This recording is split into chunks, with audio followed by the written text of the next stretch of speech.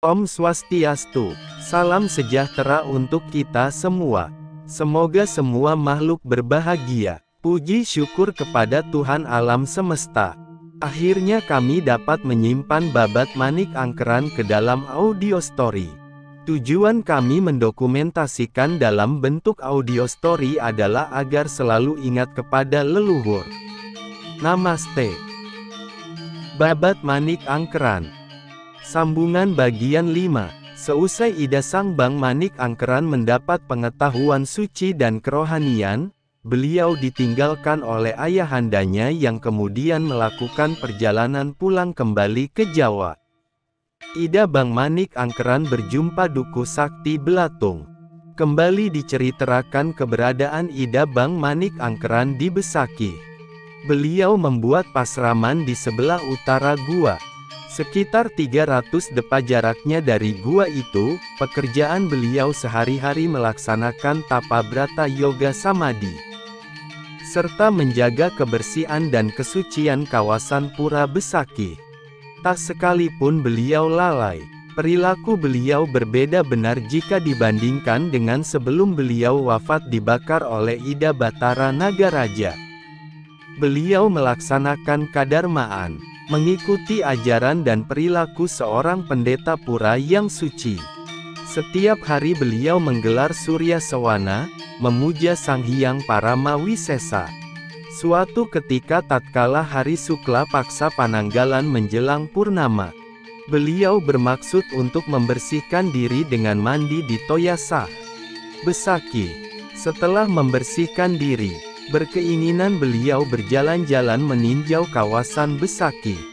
Lalu terlihat oleh beliau seorang laki-laki tua sedang bekerja di ladang, membersihkan padi gaga, membersihkan rumput dan menyiangi. Orang tua itu bernama Ki Duku Belatung yang demikian saktinya. Namun tindak tanduknya bagaikan anak kecil senang dipuji serta senang pamer. Baru dilihat seseorang datang ke tempat beliau dan menyaksikan beliau bekerja. Keluarlah keisengannya untuk pamer. Sengaja berhenti bekerja kemudian menaruh alat siangnya dan melompat duduk di atas alat itu seraya mengambil sirih dan melumatkan sirih itu di atas alat siang tadi. Pikir Ki Duku ingin supaya yang baru datang menjadi kagum. Namun Sang Bang Manik Angkeran malahan menjadi sangat jengkel melihat aksi pamer Ki Duku.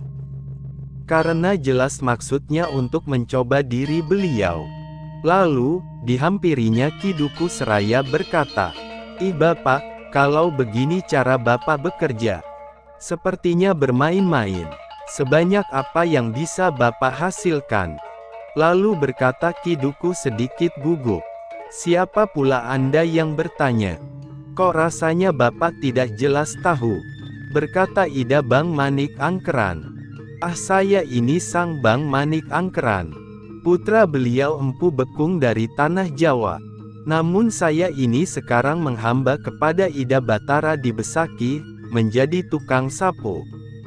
Berkata lagi Ki Duku, "Tidak mengerti saya, kalau demikian halnya. Sebab janggal keberadaan Sang Brahmana seperti itu. Baru sekarang saya mendengar orang Bekung tak punya anak memiliki putra. Dan lagi ada Brahmana menjadi tukang sapu. Kalau tidak Anda ini Brahmana hina." Sedikit marah Sang Bang berkata, "Ih Bapak, jangan berbicara sembarangan. Ayah saya memang Bekung. Namun karena kesaktian beliau, berhasil beliau mengadakan putra. Saya ini memang benar putra seorang empu, bukan Brahmana hina. Serta saya berhak diperintah oleh Ida Batara. Walaupun pekerjaan yang diperintahkan itu menyapu, itu juga pekerjaan utama, kalau sudah Ida Batara yang memerintahkan.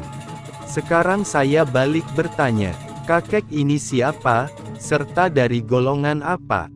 Ki Duku kemudian berkata, "Saya ini bernama Ki Duku Belatung, sebagai penua di desa Bukcabe. Namun saya membuat tempat tinggal di sini." Berkata lagi Sang Bang, Masih perasaannya jengkel, "Ih Bapak Dukuh, saya bertanya lagi itu ada sampah bertimbun akan Bapak bagaimanakan? Tidak akan Bapak bersihkan?" Petik 2. Akan saya bersihkan. Bagaimana cara Bapak membersihkan? Akan saya bakar. Apa yang akan Bapak pakai membakar? Wah, ini benar-benar Brahmana aneh. Ki Dukuh menjawab agak marah, apalagi dipakai membakar, kalau bukan api. Lalu kalau Ida bagus, apa yang dipakai membakar? Wah, demikian Sang Bang menjawab seperti mencibir. Kalau Bapak Dukuh masih membakar sampah dengan memakai prakpak daun kelapa kering jelas tidak benar. Bapak Dukuh tahu dengan falsafah Tri Agni yang berada di dalam diri sebenarnya. Kalau saya, melalui air kencing saya saja sampah ini akan terbakar tidak bersisa. Tatkala didengarnya kata Ida Sang Bang demikian itu, menjadi terhenyak Dukuh, berdiam diri, seraya lama termenung, kemudian menghaturkan sembah, "Singgih, Ratu Sang Bang. Kalau benar seperti perkataan I Ratu, bisa membakar sampah ini dengan air kencing I Ratu, hamba akan menghaturkan diri, serta semua milik hamba beserta rakyat. Serta pula anak hamba akan hamba serahkan semuanya kepada Cokor I Ratu." Usai Sang Bang mendengar hatur Ki Dukuh, menjadi pulih kembali perasaan beliau. Lalu beliau berkata perlahan, "Nah, kalau benar seperti perkataan Bapak, saya akan memperlihatkan bukti. Namun agar semuanya sanggup datang dan hadir serta disaksikan oleh Ida Sang Hyang Triyodasa Saksi. Jangan sekali-kali I Ratu ragu. Memang dari lubuk hati hamba yang ikhlas tidak akan ingkar dengan janji." Demikian hatur Ki Dukuh. "Nah, kalau begitu, ke sana Bapak pulang, beritahu sana keluarga serta rakyat Bapak agar datang manakala saya memberikan bukti di hadapan Bapak." Demikian perjanjian Ida Sang Bang Manik Angkeran. Setelah selesai janji itu, Ki Dukuh lalu memberitahukan kepada anak, istri serta keluarganya, perihal janjinya kepada Ida Bang Manik Angkeran, serta imbalan yang dimasukkan ke dalam janji itu sebagai taruhan. Yang mendengar semuanya sama-sama paham di dalam hatinya menjadi taruhan. Tersebutlah pada hari yang telah disepakati. Pagi-pagi hari Ida Sang Bang sudah membersihkan diri dengan mandi di Tirta Mas, serta kemudian melakukan yoga samadhi memuja Sang Hyang Agni agar memberikan anugerah. Setelah melakukan yoga dan samadhi, lalu beliau berjalan menuju tempat tinggal Ki Dukuh.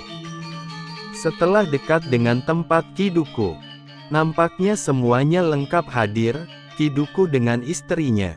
Keduanya memakai pakaian putih-putih, ditemani dengan anak dan kerabatnya. Hanya tinggal menunggu kedatangan Ida Sang Bang. Setelah tepat benar matahari di atas kepala, lalu beliau menuju tempat sampah yang bertimbun. Di sana beliau mengheningkan Cipta Mamusti, menyatukan pikirannya, menegakkan keteguhan batin iaksana Gunung Mahameru. Tidak berapa lama, matang sudah yoga beliau, seraya mengeluarkan air kencing di sampah itu. Dan sekejap air kencing itu menjadi api yang menyala-nyala, berkobar. Terbakar semua sampah kebun di tempat itu, hampir-hampir terbakar seluruh hutan di sana. Keadaan itu dilihat oleh Ki Dukuh serta semua iringannya. Sangat kagum mereka pada kesaktian Ida Sang Bang.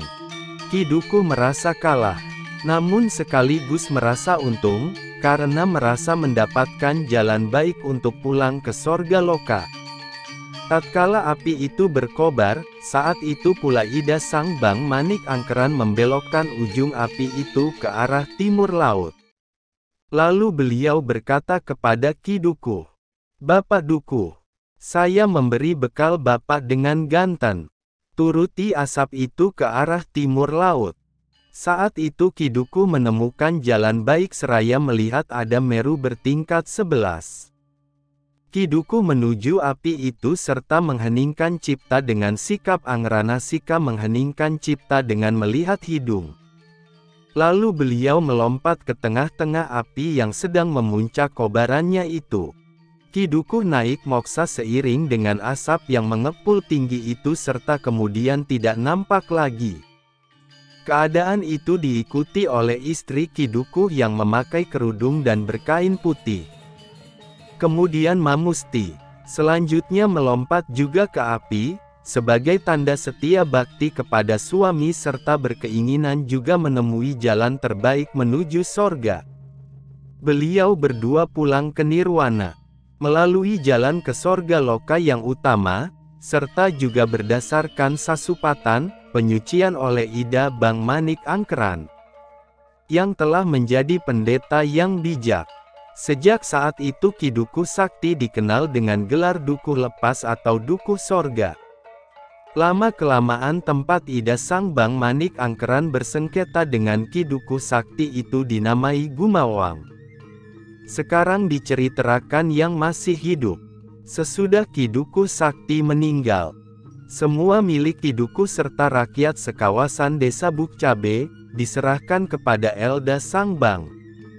Termasuk putri beliau yang merupakan seorang dara yang bijak. Cantik tiada bandingnya, bernama Niluh Warsiki. Kedua beliau itu sama-sama saling mencintai. Disebabkan yang satunya merupakan seorang jejaka yang tampan bersanding dengan seorang dara yang jelita. Kemudian diselenggarakan upacara perkawinan. Setelah upacara selesai, lalu keduanya kembali ke pasraman di Besaki. Sesampai di Tegehing Munduk tempat ketinggian, Niluh Warsiki menoleh ke tempat bekas sampah dibakar. Terhenyak beliau, lalu menangis. Teringat akan ayah ibunya yang sudah berpulang. Beliau tidak mau melanjutkan perjalanan sebelum pulih perasaan beliau. Rakyat beliau kemudian membuatkan tempat beristirahat di sana. Lama-kelamaan tempat itu dikenal dengan nama Munduk Jengis. Diceritakan kemudian rakyat semuanya sangat gembira pada perasaan mereka disebabkan sekarang mereka memiliki pujaan yang tampan serta sakti. Pintar, bijaksana serta dibja caksu, memiliki kesaktian bisa melihat kejadian tanpa hadir langsung. Setelah lama beliau berdua bersuami istri saling mencintai, saling mengasihi. Maka lahirlah seorang putra laki-laki, rupanya tampan serta memiliki prabawa yang agung dinamai Ida Wang Bang Banyak Wide.